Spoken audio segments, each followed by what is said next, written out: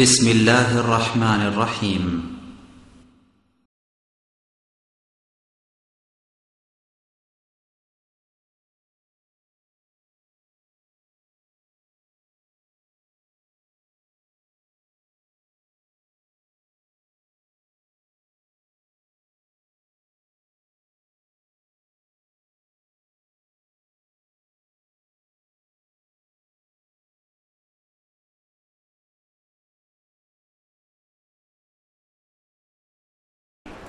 وأشهد أن لا إله إلا الله وحده لا شريك له وأشهد أن محمدا عبده ورسوله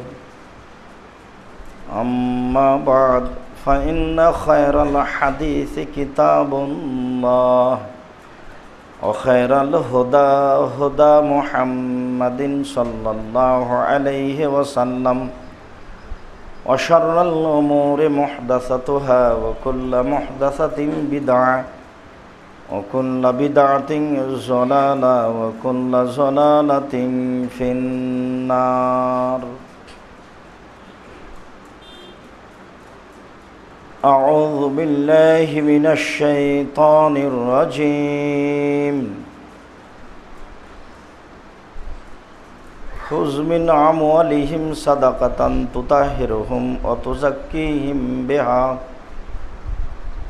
وصل عليهم وإن صلاتك لهم سكن لهم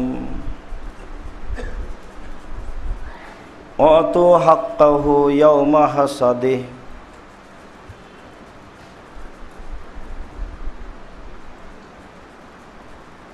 والذين في أموالهم حق معلوم للسائل والمحروم. عن أبي هريرة رضي الله تعالى عنه قال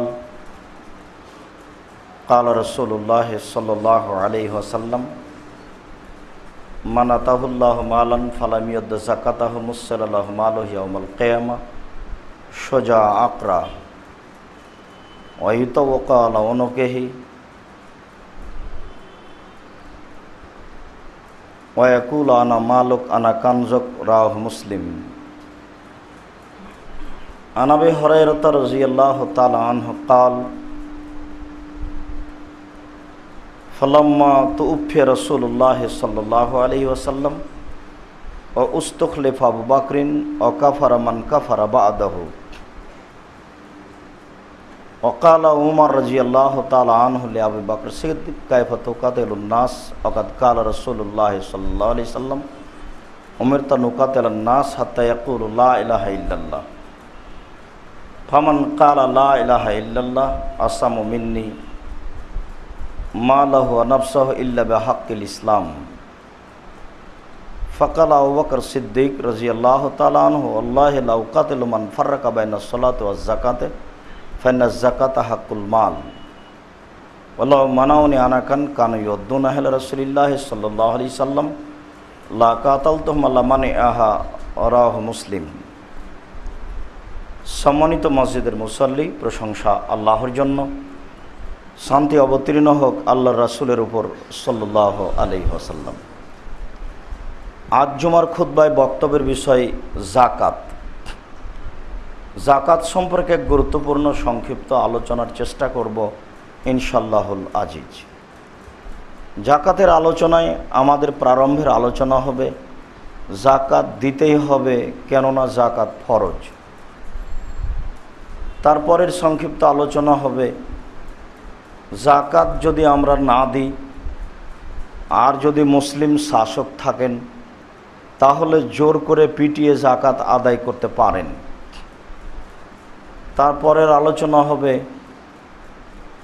স্বইচ্ছায় না দিলে, জোর করে আদায় না করলে ফলাফল কি হবে। এরপরের আলোচনা হবে যাকাতের বন্টন বিধান। ইসলাম নির্ভর করে 5টি জিনিসের উপরে, তার 3 নম্বর হচ্ছে যাকাত। আবু হুরায়রা রাদিয়াল্লাহু তাআলা আনহু বলেন রাসূল সাল্লাল্লাহু আলাইহি ওয়াসাল্লাম বলেছেন, বনিল ইসলাম আলা খামস, ইসলামের ভিত্তি হচ্ছে 5টি। ইসলাম মূল 5টি ভিত্তির উপরে নির্ভর করে, যা মানুষকে পালন করতেই হবে। তার 1 নম্বর হচ্ছে আল্লাহ এক বলে সাক্ষী দেওয়া, মুহাম্মদ সাল্লাল্লাহু আলাইহি সাল্লামকে শেষ রাসূল বলে মেনে নেওয়া। এটা হলো 1 নম্বর ভিত্তি। একজন অমুসলিম, হিন্দু, ইহুদি, খ্রিস্টান দিনের যতই ভালো কাজ করুক, হজ করুক, যাকাত প্রদান করুক, টাকা পয়সা দান করুক, তার কোনো নেকি লেখা হবে না। সে তার ফলাফল পরকালে ভোগ করতে পাবে না। দুনিয়ায় কিছু তার উপকার হতে পারে, কেন? পরকাল নির্ভর করে লা ইলাহা ইল্লাল্লাহ ওয়া আন্না মুহাম্মাদুর রাসূলুল্লাহর উপর। এই দিক দিয়ে প্রবেশ করতে হবে ইসলামে, তারপরে বাকি কাজ। এটা যদি প্রথমে না থাকে, তাহলে সে যত ভালো মানুষই হোক, যা কিছুই করুক না কেন, তা আল্লাহর কাছে ভালো বলে গণ্য হবে না। তাই ইসলাম নির্ভর করে 5টি জিনিসের উপরে। তার একটি হচ্ছে আল্লাহকে এক বলে মেনে নেওয়া, রাসূল সাল্লাল্লাহু আলাইহি সাল্লামকে শেষ নবী বলে মেনে নেওয়া। তারপরেই যেটা জরুরি কাজ, সেটা হচ্ছে সালাত আদায় করা। এরপরে হচ্ছে যাকাত প্রদান করা, তারপরে সিয়াম পালন করা, তারপরে হজ করা যদি সামর্থ্য থাকে। সামর্থ্য শারীরিক, সামর্থ্য আর্থিক। নারীদের জন্য আরেকটি সামর্থ্য মাহরাম ব্যক্তি, যার সাথে তার বিবাহ হারাম।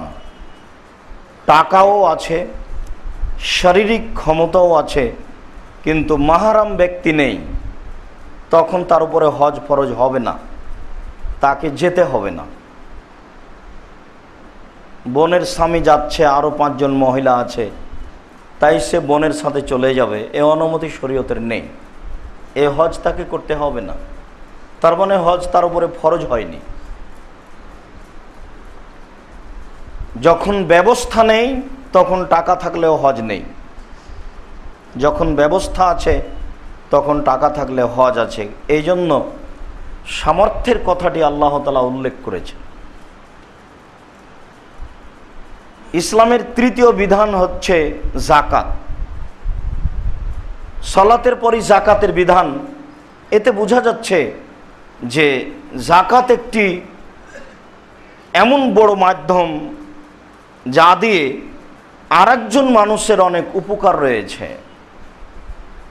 আরেকজন মানুষের জীবিকা নির্বাহ রয়েছে। যার কারণেই ইসলাম গ্রহণ করার পরে, সালাত আদায়ের পরেই এই বিধানের সিরিয়াল রাসূল সাল্লাল্লাহু আলাইহি সাল্লাম উল্লেখ করেছেন। মুআয ইবনে জাবাল রাদিয়াল্লাহু তাআলা আনহু বলেন যে রাসূল সাল্লাল্লাহু আলাইহি সাল্লাম যখন তাকে পাঠালেন এমান দেশে, তখন তাকে যা বললেন, তিনি বললেন, মুআয ইন্নাকা তাতি আহলা কিতাবিন, মুআয তুমি যাচ্ছ কিতাবধারীদের নিকট, যাদের প্রতি কিতাব অবতীর্ণ করা হয়েছে।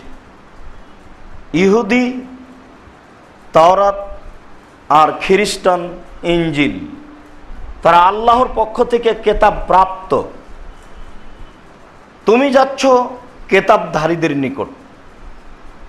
ফাদুহুম ইলা শাহাদাতিন লা ইলাহা ইল্লাল্লাহ ওয়া আন্না মুহাম্মাদুর রাসূলুল্লাহ। তোমার প্রথম কাজ, তুমি মানুষকে দাওয়াত দিবে।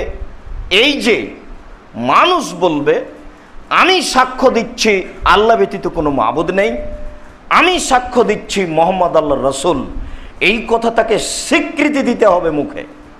এটা হবে তোমার প্রথম কাজ। যদি কেউ ভারত, বাংলাদেশ, পাকিস্তানের প্রায় লোকই বুঝে না যে আমি সাক্ষ্য দিচ্ছি আল্লাহ ব্যতীত কোনো মাবুদ নেই, এ কথার অর্থ কি? এই কথার অর্থ যদি জানা থাকতো, তাহলে আপনার ঘরে অন্তত মানুষের ছবি, মূর্তি, পুতুল থাকতো না।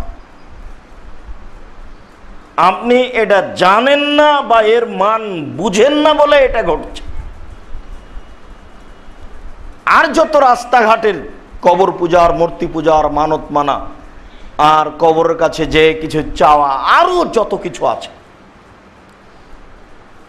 আমি সাক্ষ্য দিচ্ছি আল্লাহ ব্যতীত কোনো মাবুদ নেই, এই কথাটা শুধু আরবের লোকেরাই বুঝেছিল, আজও বুঝে। যখন তিনি বললেন যে লা ইলাহা ইল্লাল্লাহ,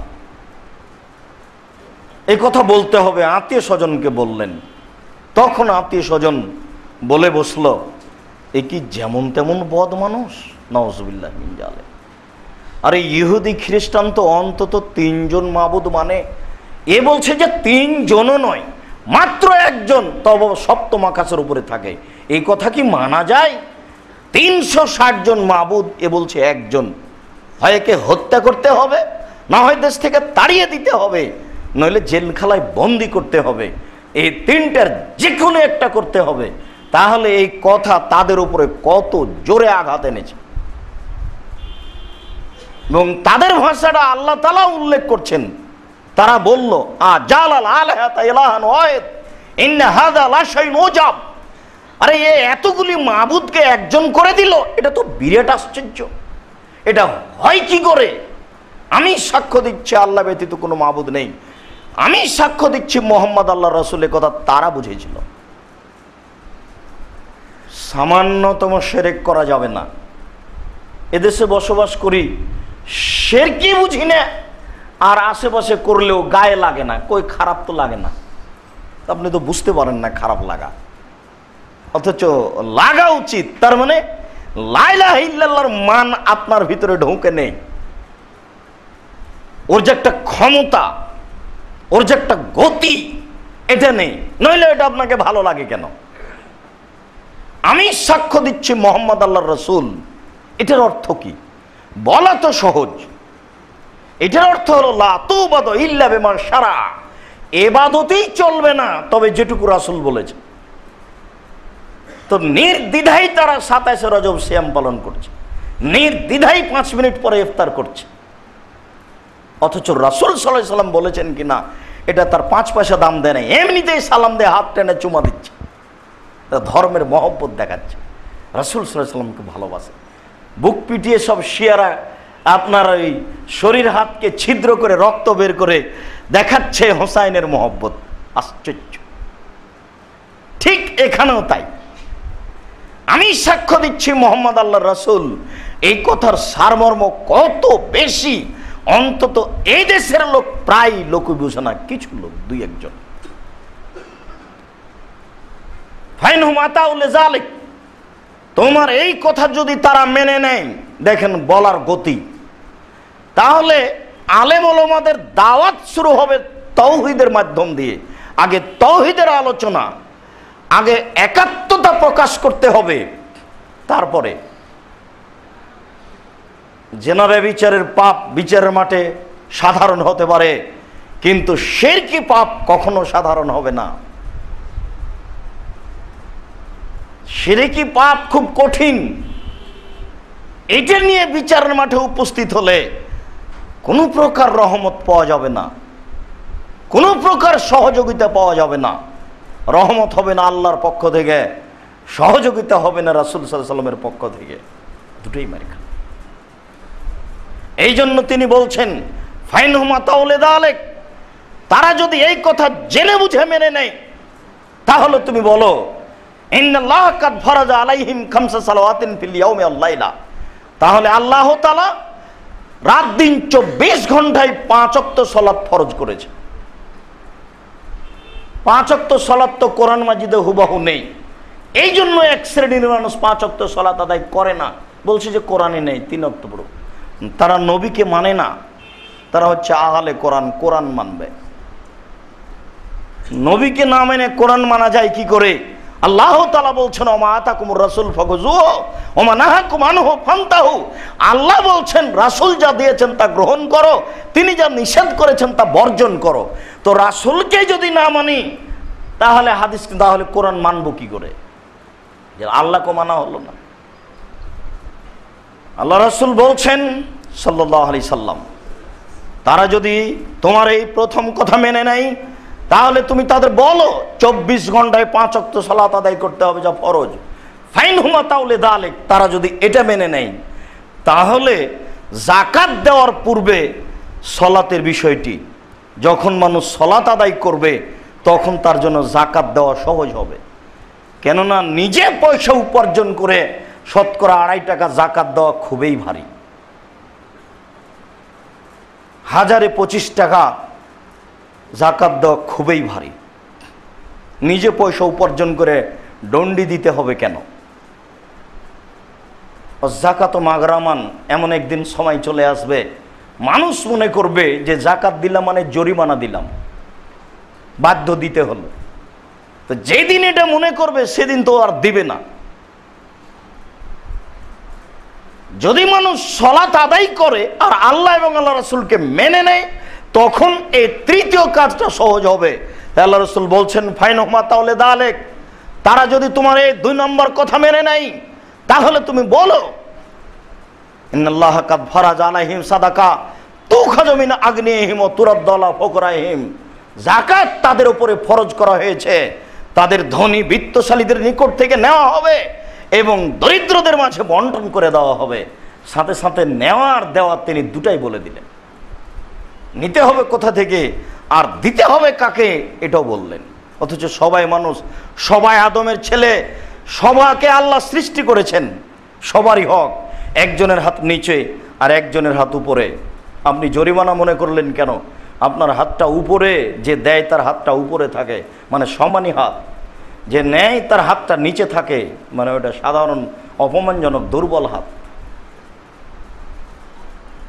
ওরই তো কিছু বলার ছিল আল্লাহর কাছে। আপনি এটা মনে করিয়েন না সম্পদ আপনার জন্য একটা সুখের কারণ, সম্পদ আপনার জন্য একটা পরীক্ষার কারণ, আর দারিদ্রতা যেমন আল্লাহ একটা পরীক্ষার কারণ। এ তো অল্প সময়ের ব্যাপার, অল্প সময়ের পরে এটা মুছে যাবে। যেমন আপনি আপনার পিতাকে ভুলে গেছেন অথচ তার সম্পদ ভোগ করছেন।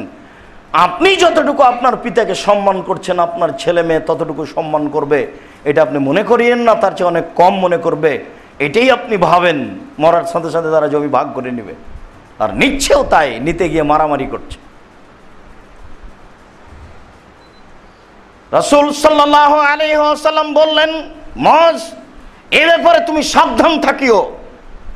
জোর করে কোনো জিনিস তার ভালোটা আদায় করো না। সে যদি মাজলুম হয় আর আদায় করতে গিয়ে যদি তুমি জালেম হও, সে যদি কোনো বদদোয়া করে, তাহলে এটা রক্ষা হবে না। আদায়ের ব্যাপারে সতর্ক, সাবধান থাকিও, একথাও তিনি বললেন। অত্র বিবরণে আমরা বুঝতে পারি রাসূল সাল্লাল্লাহু আলাইহি ওয়াসাল্লাম যাকাতকে ফরজ করেছেন।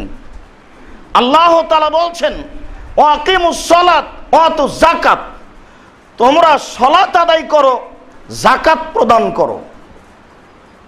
ওয়ামা তুকাদ্দিমু লিআনফুসিকুম তাজিদুহু ইনদাল্লাহ মিন খাইরিন তাজিদুহু মিন ইনদাল্লাহ। আল্লাহ তাআলা বলছেন সালাত আদায় করো, যাকাত প্রদান করো, আর যেটুকু তোমার সম্পদ থেকে প্রদান করছো তোমার জন্য, সেটুকু তুমি আল্লাহর কাছে পাবা। অত্র 3 নম্বর বাক্যে বোঝা যায় যে যাকাতেরও একটা নেকি আছে। যদিচ যাকাত দিতে আপনি বাধ্য, যাকাত দিয়ে নেকি হবে হবে না এটা আপনার ভাববার সুযোগ নেই। কেন? এটা ফরজ, মানুষ যাকাত দিতে বাধ্য।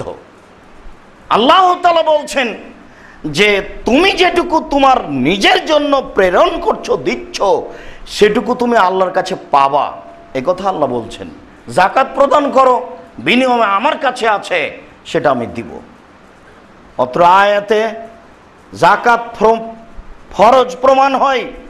আল্লাহ তাআলা অন্যত্র বলেন খুদ মিন আমওয়ালিহিম সাদাকাতান তুতাহিরুহুম ওয়া তুযাক্কিহিম বিহা, আপনি তাদের অর্থ সম্পদ হতে যাকাত বের করুন এবং তাদেরকেও তাদের অর্থ সম্পদকে পবিত্র করুন। ওয়া সাল্লি আলাইহিম, আপনি যাকাত নিয়ে তাদের উপরে দোয়া করুন। ওয়ান্না সালাতাকা সাকানুল লাহুম, নিশ্চয় আপনার দোয়া তাদের জন্য নিরাপত্তার কারণ। অত্র আয়াতের প্রথম অংশে আল্লাহ তাআলা যাকাত নেওয়ার জন্য আমাদের নবী মুহাম্মদ সাল্লাল্লাহু আলাইহি সাল্লামকে আদেশ করেন। এরপরে তিনি বলেন যাকাত প্রদান করা হচ্ছে সম্পদের জন্য পবিত্রতার কারণ এবং ব্যক্তির জন্য পবিত্রতার কারণ। মানুষ যদি যাকাত বের না করে তাহলে সম্পদ অপবিত্র থাকবে এবং ব্যক্তিও অপবিত্র থাকবে। যেই কথাটি এখন বলছি আবারও সময়ে স্মরণ থাকলে বলবো ইনশাআল্লাহ। বহুবার আমরা শুনেছি আপনার বিছানে ঘরে গমা গোখরা সাপ থাকতে পারে, সাপ থাকলেই আপনাকে দংশন করবে এ কথা ঠিক নয়। ভাগ্যে লেখা থাকলে দংশন করবে, নইলে এমনিতেই থেকে যাবে। করেও যদি একজন মারা যাবে যাকে দংশন করেছে। আর যদি যাকাত সম্পদের বের করা না হয় তাহলে পরিবারের সবাই মারা যাবে, কেউ বাঁচবে না। গোখরা গমা সাপের চেয়ে যাকাত অনেক অনেক অনেক গুণে খারাপ।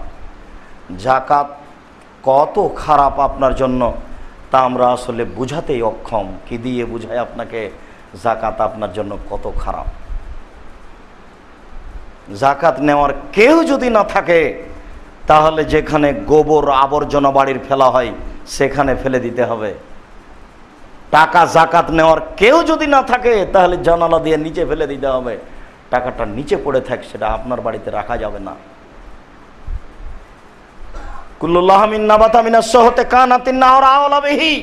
প্রত্যেক শরীর যেটা হারাম উপায়ে বৃদ্ধি হয় তার জন্য জাহান্নাম যথেষ্ট। যাকাত দিলেন না, সারা পরিবার হারাম খাচ্ছেন, নিজে পয়সা উপার্জন করে এত কষ্ট করে দিন রাত জীবন বাজি রেখে কষ্ট করে পয়সা উপার্জন করে নাকি হারাম খাচ্ছে, এ কথা আল্লাহ এবং আল্লাহ রাসূল বলছেন, যেটা চূড়ান্ত। সবাই মারা যাবে।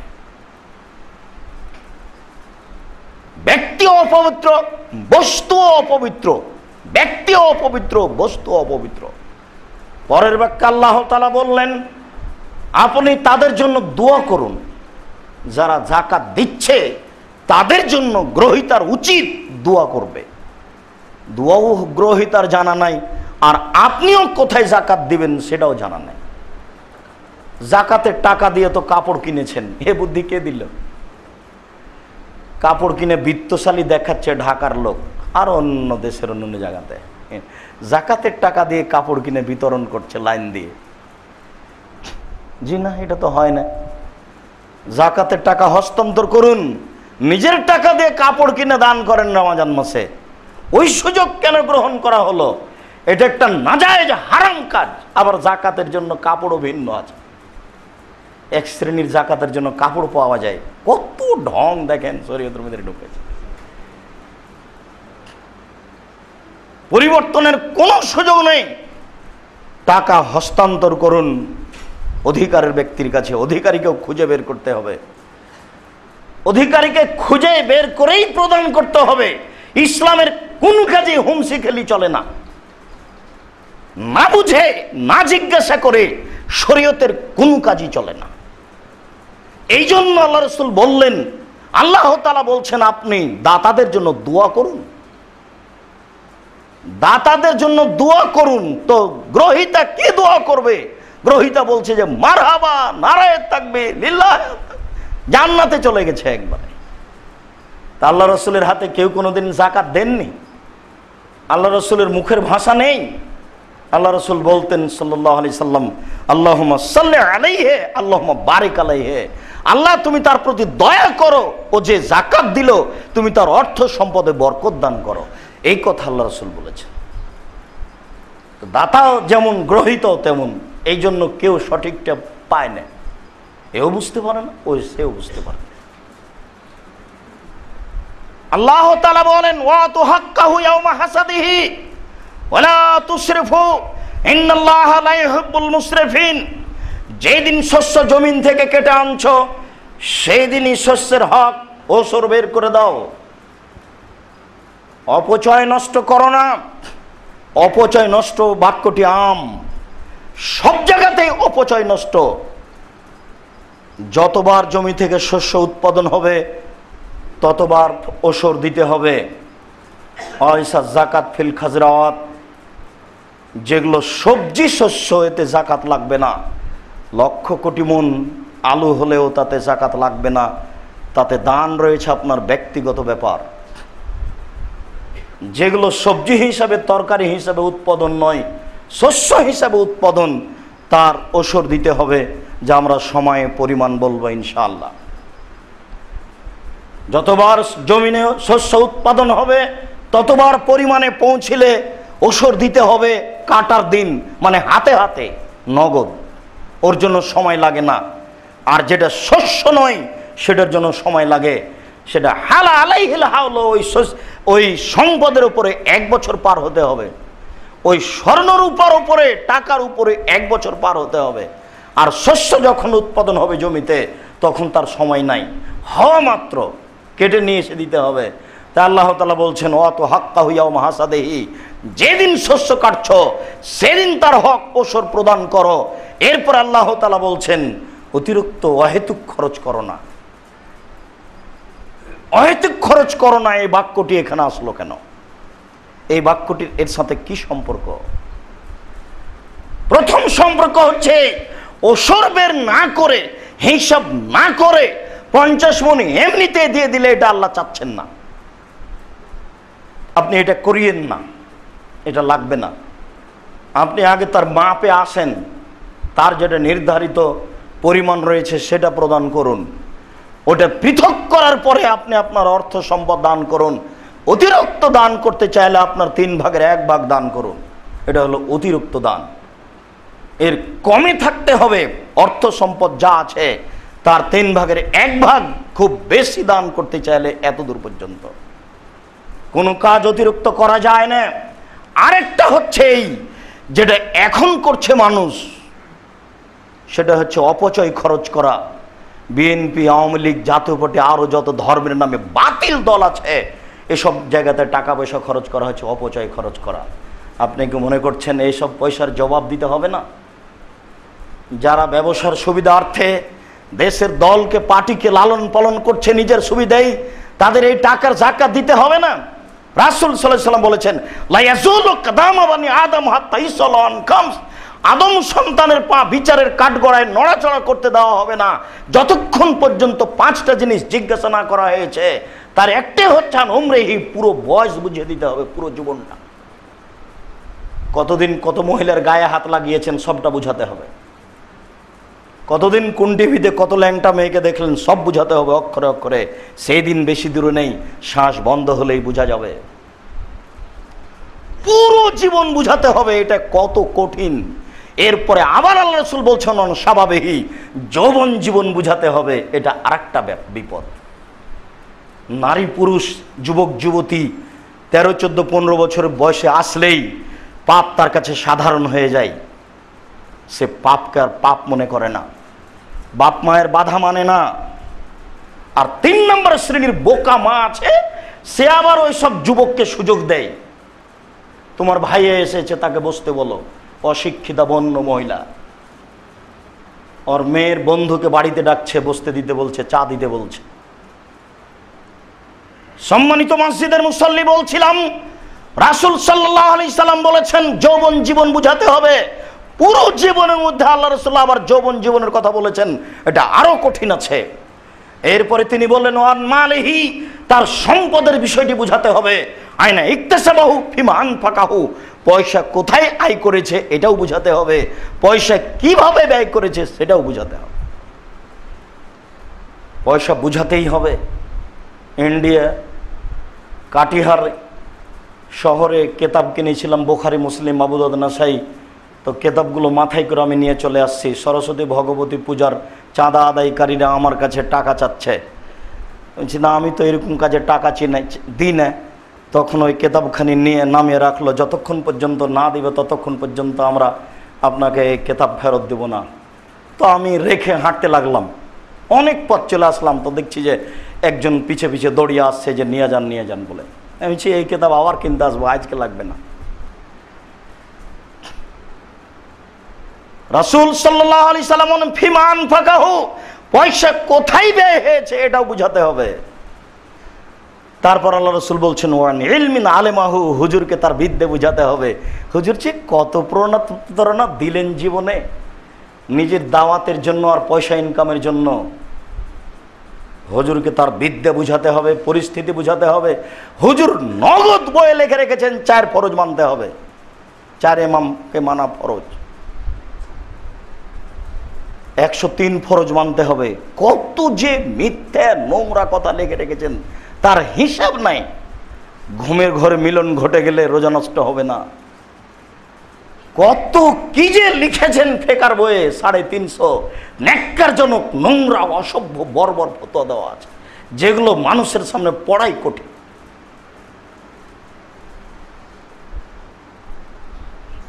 সম্মানিত মসজিদের মুসল্লি, প্রত্যেক আলেমকে তার ইলম সম্পর্কে বিচারের মাঠে বুঝাতে হবে। তার এখানে একটি কথা ছিল আপনার সাথে, সেটা হলো অর্থের বিষয়টি আপনি অতিরিক্ত খরচ করলেন কেন এসব জায়গায়। দল পার্টি করতে গিয়ে এই টাকা বুঝাতে হবে, এটাই আল্লাহ বলছেন অতিরিক্ত খরচ করো না। আর নিজের জীবনে খেতে গিয়ে আমরা ইফতারিতে সাহারিতে যত করছি এটাও অতিরিক্ত হচ্ছে। এখানেও আমাদেরকে কিছু সংক্ষিপ্ত একটা পথে যেতে হবে, নাহলে শুধু খাওয়াতেই সময় শেষ হবে, ইবাদতে হবে না। এত খেলে ইবাদত কেমনে হয়? খাওয়ার পরই সওয়া লাগে, একটা বিষয় আছে না, এটাও অতিরিক্ত খরচ করা। আর 20 খান শাড়ি আছে, আপনার তো 20 খান একটা কম হয়ে গেল, আপনার স্ত্রীর মনে হয় 50 খান 100 খান হতে পারে, তারও বেশি হতে পারে। এরপরেও নাকি ঈদের দিন 2টা শাড়ি নিতে হবে, ওই যে ওইটা আগে ফকিরকে দিতে হবে। শোকেজ খালি করে একটাও রাখবেন না, সব ফকিরকে দেওয়ার পরে কিনবেন। এটা আজকে প্রস্তাব দিবেন বাসায়, নাহলে আল্লাহ তাআলা বলেছেন ওয়ালা তুসরিফু ইন্নাহু লা ইউহিব্বুল মুসরিফিন, তোমরা অতিরঞ্জিত কিছু করো না, নিশ্চয়ই যারা অতিরিক্ত কিছু করে আল্লাহ তাকে ঘৃণা করেন, তাকে পছন্দ করেন না। মহান আল্লাহ বলেন ওয়াল্লাযীনা ফি আমওয়ালিহিম, নিশ্চয়ই প্রত্যেকটা মানুষের সম্পদে হাক্কুম মালুম, নির্ধারিত হক রয়েছে। হাক্কুম মালুম, নির্ধারিত হক রয়েছে। লিসাইল ওয়াল মাহরুম, ভিক্ষুকের জন্য এবং অসহায় দুস্থ গরিব বঞ্চিতদের জন্য। প্রত্যেকটা মানুষের সম্পদে দেখেন আল্লাহ তাআলা মানুষের সম্পদকে কিভাবে দেখাচ্ছেন। সম্মানিত মসজিদের মুসল্লি, আমরা এই পর্যন্ত বিবরণে বুঝছিলাম যে যাকাত দিতেই হবে। আল্লাহ এবং আল্লাহ রাসূল যাকাতকে ফরজ করেছেন। যেখানেই সলাতের কথা এসেছে সেখানেই যাকাতের কথা এসেছে, যেখানেই সলাতের কথা এসেছে সেখানেই যাকাতের কথা এসেছে। যাকাতের উপরে নির্ভর করে সলাত। যদি যাকাতই প্রদান না হয়ে থাকে তাহলে সলাত কবুল হবে না, কোনো ইবাদতই কবুল হবে না যদি রুজি বৈধ না হয়। এই জন্য সলাত আর যাকাত দুটাই পাশাপাশি থেকে গেছে। আমরা যদি যাকাত না দিই, স্বেচ্ছায় শরীয়তের পক্ষ থেকে যিনি দায়িত্বশীল তার যদি ক্ষমতা থাকে তাহলে জোর করে যাকাত আদায় করে নেবে, এটাই শরীয়ত।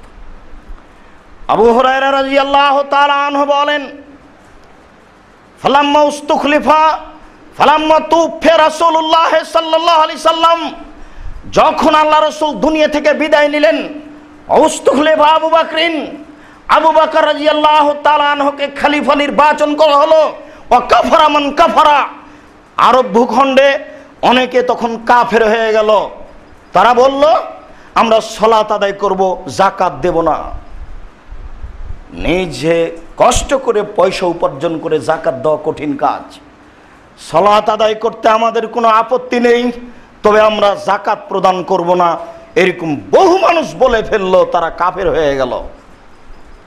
এরকম যখন মন্তব্য পোষণ করলো কালা উমর রাদিয়াল্লাহু তাআলা আনহু আবু বকর সিদ্দিক, তখন উমর রাদিয়াল্লাহু তাআলা আবু বকর সিদ্দিককে বললেন কাইফা তুকাতিলুন নাস, আজকে আপনি মানুষের সাথে কিভাবে লড়াই যুদ্ধ করবেন।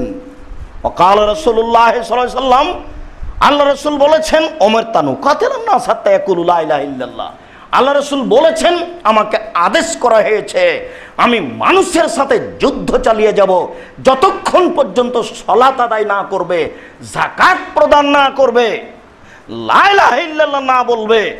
আজকে যারা যাকাত দেব না বলছে তারা লা ইলাহা ইল্লাল্লাহ বলেছে, আপনি তাদের বিরুদ্ধে যুদ্ধ করবেন কি করে? এই কথা ওমর বলছেন। ওমর রাদিয়াল্লাহু তাআলা আবু বকর সিদ্দিককে বলেন, আজকে যারা সালাত আদায় করছে তারা যাকাত দেবে না, আর যারা সালাত আদায় করে তারাকে মারা যাবে না, এ কথা আল্লাহ রাসূল বলেছেন। আপনি কি করে তাদের বিরুদ্ধে যুদ্ধ করবেন?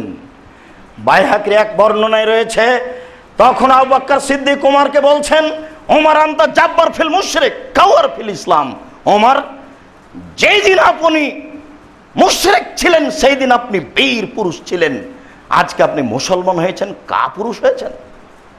কাপুরুষ শব্দ উমরের উপরে মানায় নেয়। এরপরেও দেখানো আবু বকর সিদ্দিকের কথার গতি দেখেন। ওমর, যেদিন আপনি মুশরিক ছিলেন সেই দিন আপনি বীর পুরুষ ছিলেন, আজকে আপনি মুসলমান হয়েছেন, আপনি কাপুরুষ হয়েছেন, আপনি বলেন কি? আমি আবু বকর সিদ্দিক বলছি, ওয়াল্লাহি লা উকাতিলু মান ফাররাকা বাইনা সালাতি ওয়া যাকাতে ফাইনা যাকাতা হাক্কুল মাল। আল্লাহর কসম, আমি তাদের সাথে যুদ্ধ চালিয়ে যাব যারা সালাত এবং যাকাতের মধ্যে পার্থক্য করবে। কেননা যাকাত হচ্ছে সম্পদের হক, আল্লাহর হক, তাকে আদায় করতেই হবে। সালাত আদায় করবে, যাকাত দেবে না, আমি তাদেরকে পিটাবো। এই কথা আবু বকর সিদ্দিক বললেন। এরপরে তিনি বলছেন, শুধু তাই নয়, আল্লাহ, আল্লাহর কসম, লাউ মানাউনি আনা কান কানু ইউদ্দুনা রাসূলুল্লাহ সাল্লাল্লাহু আলাইহি ওয়াসাল্লাম লা কাতালু ওয়ালা মানহা। রাসূলের যুগে মানুষ যদি যাকাত দিতে এসে গরু দিয়েছে, রশিও দিয়েছে। আল্লাহ রাসূলের যুগে যদি মানুষ ওসর দিতে এসে ধান দিয়েছে, বস্তাও দিয়েছে। আজকে এখন আমি খলিফা, আমার যুগে এসে যদি গরু দেয়, রশি না দেয়, ধান দেয়, বস্তা না দেয়, গরু তো দূরের কথা, ধান তো দূরের কথা, রশি এবং বস্তার জন্য যুদ্ধ চালিয়ে যাব, মারবো না হয় মরবো, পিটিয়ে বস্তা আদায় করে নেব।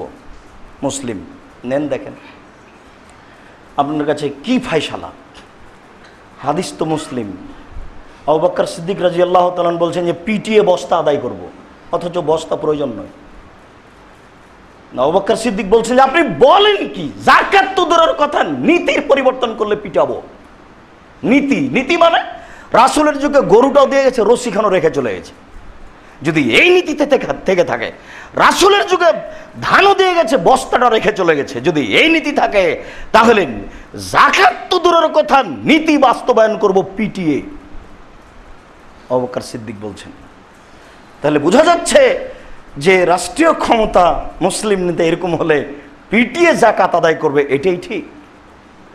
যারা বিত্তশালী তাদের সাথে কথোপকথনের পরে 19-20 হলে হাতে রশি লাগিয়ে খুঁটির সাথে বেঁধে পিটিয়ে বলতে হবে যে কত টাকা আছে বলো। এটা ইসলাম অনুমতি দিয়েছে। যখন সে নিজে মর্যাদা রক্ষা করেনি, তখন আল্লাহ রাসূল ইসলাম এইভাবে তার কাছে চলে গেল।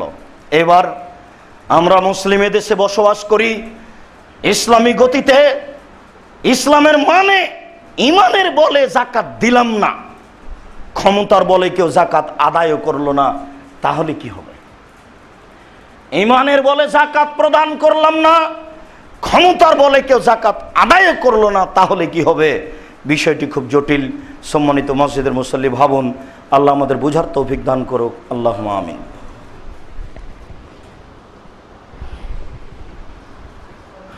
আলহামদুলিল্লাহ ওয়াহদা ওয়াসসালাতু ওয়াসসালামু আলা মান লা নাবিয়্যা বা'দা। আবু হুরায়রা রাদিয়াল্লাহু তাআলা আনহু বলেন, রাসূল সাল্লাল্লাহু আলাইহি ওয়াসাল্লাম বলেছেন, মানাতাহুল্লাহু মালান ফালাম ইয়াযাকাতাহু মুসসালাহু মালুহু ইয়াউমাল কিয়ামাহ সুজা আকরা। মানুষ যাকে অর্থ সম্পদ দান করা হয়েছে, সে যদি তার অর্থ সম্পদের যাকাত প্রদান না করে, তাহলে বিচার মাঠে এই অর্থ সম্পদকে একটা বিষাক্ত সাপ তৈরি করা হবে। তিনি বলেন, এই বিষাক্ত সাপের এত বিষ বেশি হবে যে তার গায়ে লোম থাকবে কিন্তু মাথায় লোম থাকবে না, বিষের কারণে।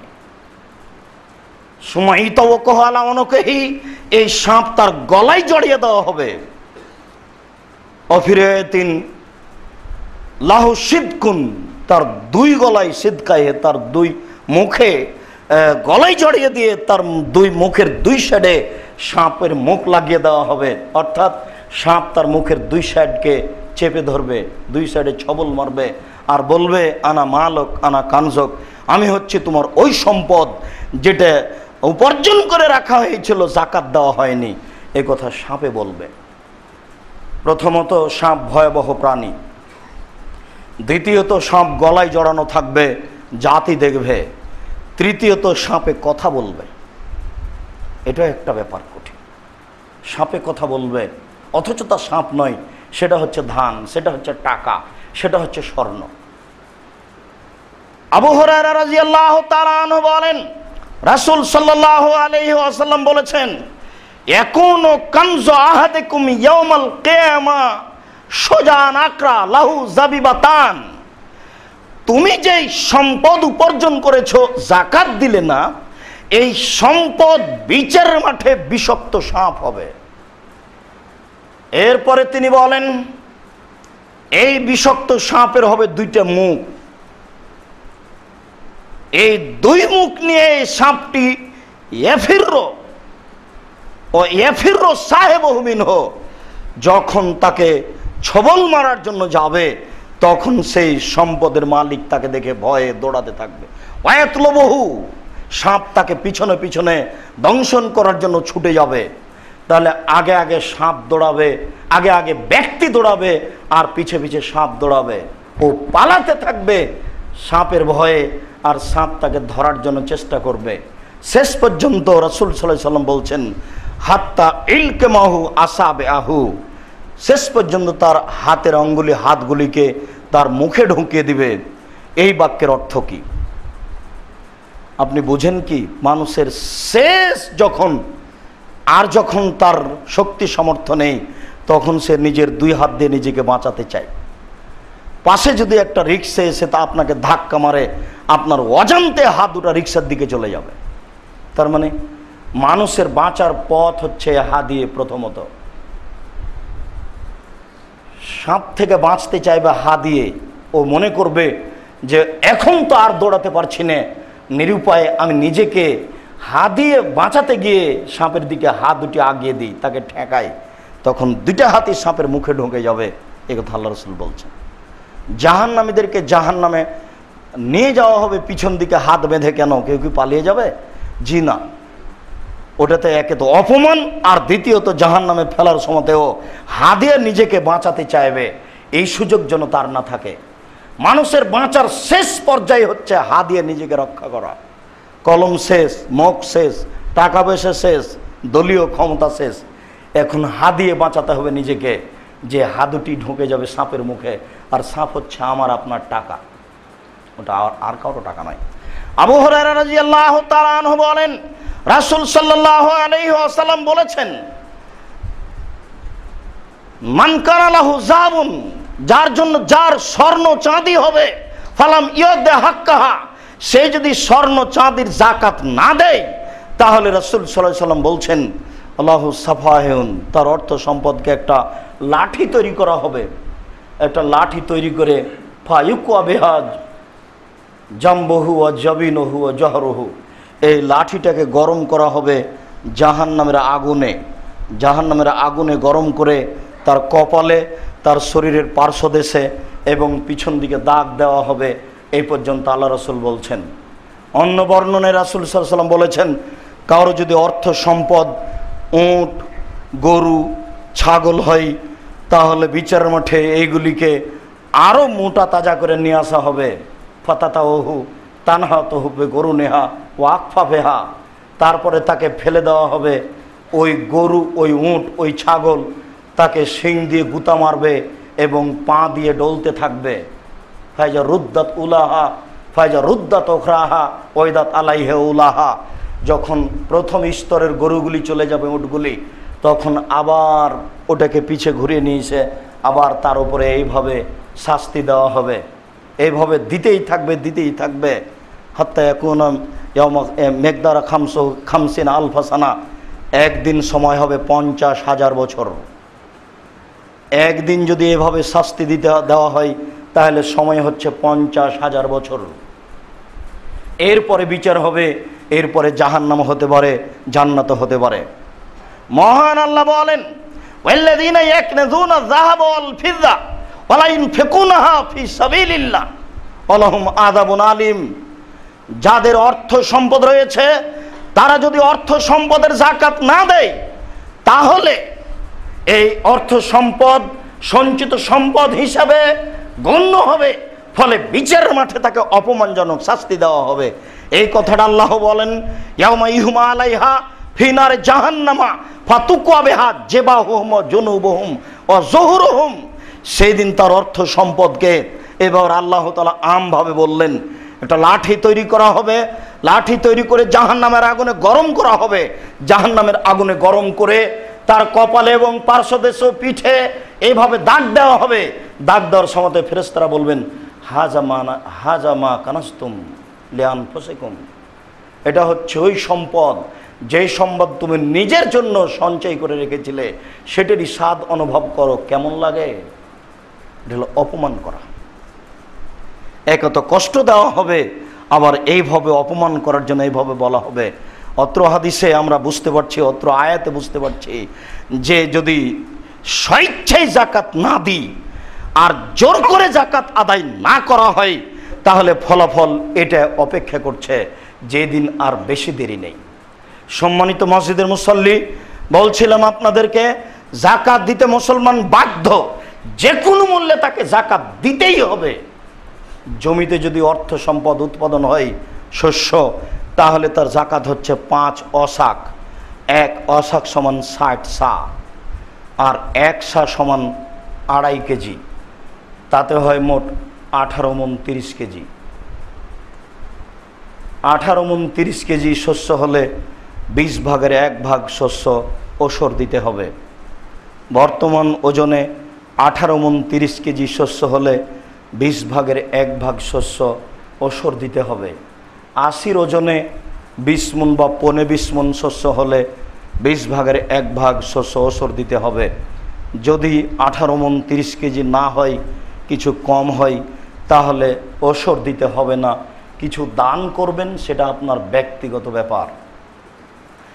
রাসূল সাল্লাল্লাহু আলাইহি সাল্লাম বলেছেন, 5টি উটের কম হলে তাতে জাকাত নেই, 5টি উট হলে 1টি ছাগল জাকাত দিতে হয়, 25টি উট হলে 1টি 2 বছরের উটের বাচ্চা জাকাত দিতে হয়, 30টি গরু হলে 1টি বকনা বাছুর জাকাত দিতে হয়, 40টি গরু হলে 1টি এঁড়ে বাছুর জাকাত দিতে হয়, 40টি ছাগল হলে 1টি ছাগল জাকাত দিতে হয়, 7.5 ভরি স্বর্ণ আপনার, আপনার স্ত্রীর, আপনার মেয়ের, আপনার বৌমার, যারা আপনার অধীনে আছে, সবার মিলে যদি 7.5 ভরি স্বর্ণ হয়, বাজার মূল্য জিজ্ঞাসা করে শতকরা 2.5 টাকা জাকাত দিতে হবে। 20 মিসকাল, 20 মিসকাল সমান হলো 7.5 ভরি স্বর্ণ। আপনার, আপনার স্ত্রীর, আপনার মেয়ের, আপনার বৌমার, যারা আপনার অধীনে আছে, সবার মিলে যদি 7.5 ভরি স্বর্ণ হয়, বাজার মূল্য জিজ্ঞাসা করে বাড়ি থেকে শতকরা 2.5 টাকা জাকাত দিতে হবে। 200 দিরহাম, 52.5 তোলা রূপা, 52.5 তোলা রূপা আপনার অধীনে থাকলে বাজার মূল্য জিজ্ঞাসা করে শতকরা 2.5 টাকা জাকাত দিতে হবে। স্বর্ণ এবং রূপা নেই, স্বর্ণ রূপার সমমূল্য টাকা রয়েছে।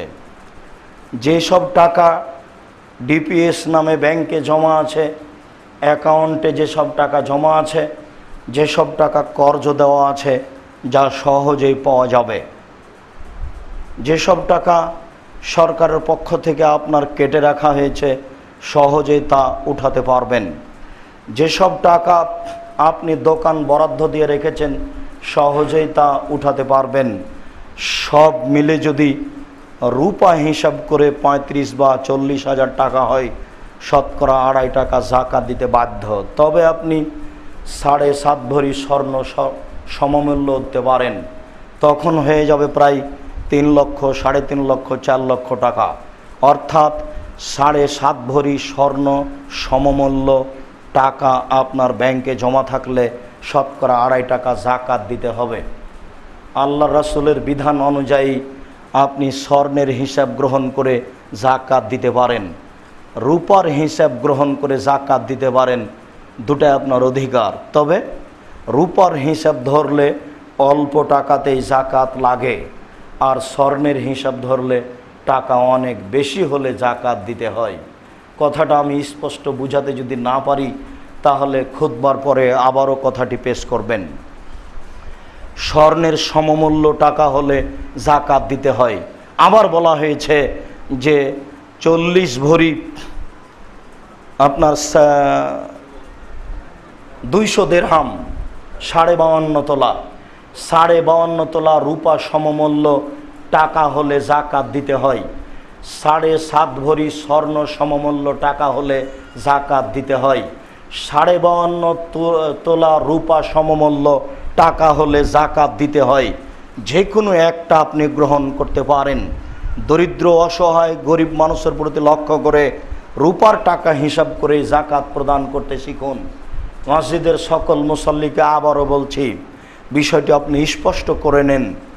আপনি স্বর্ণের সমমূল্য হিসাব করে এই যত ফাংশনে টাকা জমা আছে সব জায়গা থেকে টাকা জমা করে, এটা আপনার দোকান 5 লক্ষ টাকার এখন উপস্থিত টাকা আছে, সম্পদ আছে বলে আপনি মনে করছেন, সব হিসাব করে ম্যানেজারকে নিয়ে হিসাব করে শতকরা 2.5 টাকা জাকাত দিয়ে ফেলুন। উল্লেখ্য যেসব বাড়িঘর ব্যবসার জন্য কিনা হয়েছে 10 দিন পরে 2 বছর পরে এসব বাড়ি বিক্রি করা হবে, তার জাকাত দিতে হবে। উল্লেখ্য যেসব গাড়ি বাড়ি ব্যবসামূলক করা হচ্ছে তার জাকাত দিতে হবে। আর যেসব গাড়ি বাড়ি বসবাসের জন্য করা হয়েছে, ব্যবসার জন্য নয়, তাতে জাকাত দিতে হবে না। যেসব টাকা কর্জ দেওয়া আছে পাওয়ার সম্ভাবনা নেই, সেসব টাকাতে এখন জাকাত দিতে হবে না, যখন পাওয়া যাবে তখন জাকাত দিতে হবে। মহান আল্লাহ বলেন, ইন্নামাস সাদাকাতু লিল ফুকারা ওয়াল মাসাকিন, নিশ্চয় জাকাতের প্রথম হকদার হচ্ছে ফকির, যারা চেয়ে বেড়ায় মানুষের দরজায় দরজায়, গাড়ির সামনে থামতেই টাকা চাচ্ছে, হলো ফকির। মিসকিন চাইতেও পারে না, সংসারও চলে না। আপনার বাড়ির পাশে আছে গ্রামের প্রতিবেশী, দেখবেন সংসারও চলে না, চাইতেও পারে না, এ হলো মিসকিন, তাকে দিতে হবে এই সম্পদ। এরপরে আল্লাহ বলছেন অল আমিলিনা আলাইহিম, যারা এটা আদায় করে যেটা বাংলাদেশে নেই। 4 অল মুআল্লাফাতে কুলুবুহুম, হিন্দু অমুসলিমদের অন্তরকে দিনের প্রতি ইসলামের প্রতি আকৃষ্ট করার জন্য 2 লক্ষ 1,50,000 5 লাখ টাকা দিয়ে দেওয়া। তাকে দিলে সে ইসলাম গ্রহণের জন্য আগ্রহী হবে। একে হিন্দুকে টাকা দিয়ে আগ্রহী করতে বলা হয়েছে, ইহুদি খ্রিস্টানকে টাকা দিয়ে মানুষ বুঝে নিয়েছে যে মুসলিমকে দিতে হবে। এটা একবারে ডাহা মিথ্যে কথা। মুসলমান হয়েছে এখন তাকে কাজ করে খেতে হবে, ও আবার ভিক্ষুক হলো কি করে? মুসলমান হয়ে গেছে ও হিন্দু, ওকে রিক্সা চালিয়ে খেতে হবে, দিন মজুরি করে খেতে হবে, ভিক্ষা চাইবে কেন? ইসলামের সবচেয়ে অপছন্দ, সবচেয়ে ছোট কাজ হচ্ছে ভিক্ষা করে খাওয়া, যেটা জায়েজ। ইসলাম গ্রহণ করার পরেই তাকে ভিক্ষা করতে হবে কেন? এই মুসলিম হিসাবটাই বাতিল। অমুসলিমকে দিনের প্রতি আকৃষ্ট করার জন্য টাকা দেওয়ার কথা বলা হয়েছে। এরপর আল্লাহ তাআলা বলছেন অফির রেকাব, দাস দাসীকে মুক্ত করার জন্য, যেটা এদেশে নেই। এরপর আল্লাহ তাআলা বলছেন গারিমিন, ঋণগ্রস্ত। ঋণগ্রস্ত বলতে ভুল বুঝিয়েন না, ঋণগ্রস্ত বলতে যাদের ছেলে মেয়ের আহার জোগাতে গিয়ে টাকায় কর্জ নিয়েছে, সারাদিনে কিছু খাওয়ার নেই, তখন মানুষের কাছে টাকা কর্জ নিয়েছে, দিতে পারে না, এই হলো ঋণগ্রস্ত।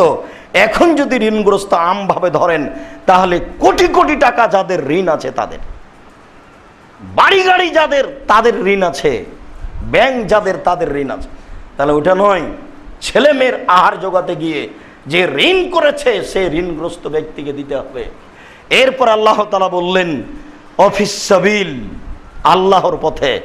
আল্লাহর পথে বসতে গিয়ে এক শ্রেণীর বাংলা শিক্ষিত মানুষ কোরআন হাদিস চর্চা করতে গিয়ে বুঝেছে যে কওমি মাদ্রাসাতে দেওয়া হবে না, এখানে ধনী ঘরের ছেলে টাকা পড়াশোনা করে।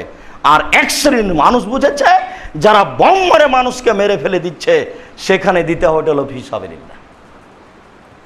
জি না, ভারত বাংলাদেশ পাকিস্তানে ফি সাবিলিল্লাহ বলতে বর্তমানে শুধুমাত্র কওমি খারিজি বেসরকারি মাদ্রাসা,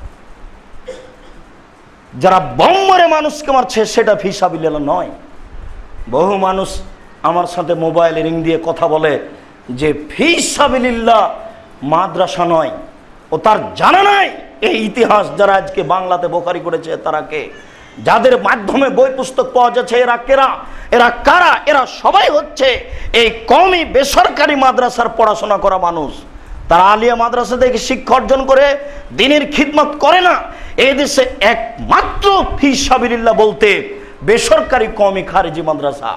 ফি সাবিলিল্লাহর আরেকটা পথ হচ্ছে যখন মুসলিম সরকার কোনো অমুসলিমদের সাথে যুদ্ধ ঘোষণা করবে তখনও ফি সাবিলিল্লাহ।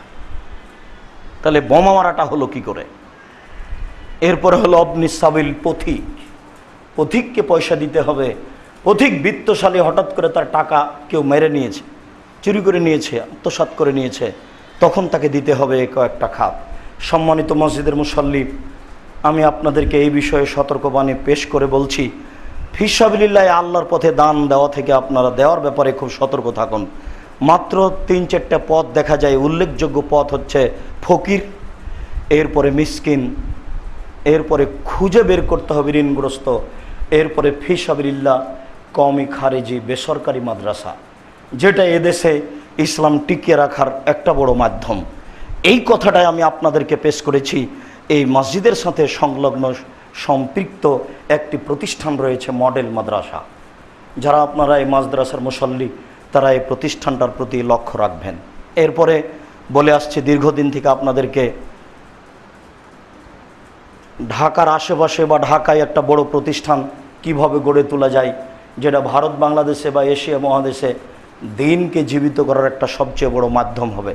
অনেক দিন ছিল ভাবছিলাম, ভাবতে ভাবতে ওই যে রূপগঞ্জে 12-14 বিঘা জমি একসাথে পাওয়া গেছে। আপনি হয়তো বা খেয়াল করেননি, ইতিমধ্যে 10 মাস থেকে ওখানে একটা প্রতিষ্ঠান চলছে।